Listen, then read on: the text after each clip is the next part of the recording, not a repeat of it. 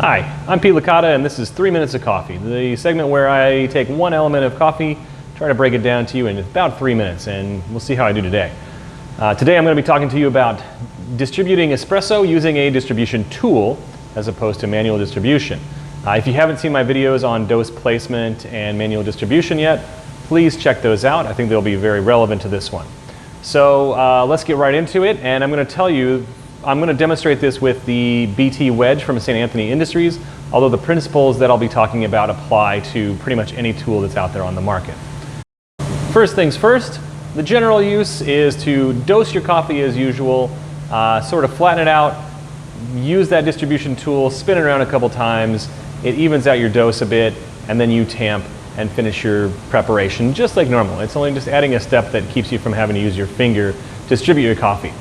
Occasionally there are some problems we come into with these tools, and I'm here to help you figure those out.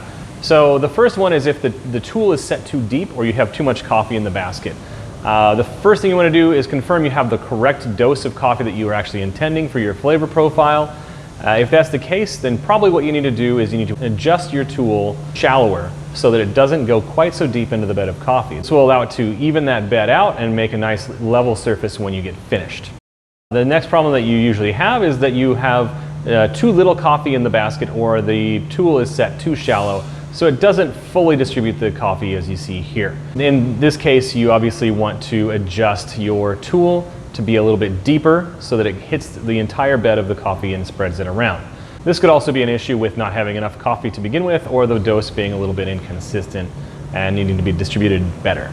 The next thing, obviously, if you have an uneven placement of coffee, you have an uneven amount of coffee throughout the portafilter, when you spin it around, you're going to have some issues. And the one way you can look at this before you would tamp is to actually just do that finger poke test that I told you about before. You can start to see that there are high density and low density spots within that puck.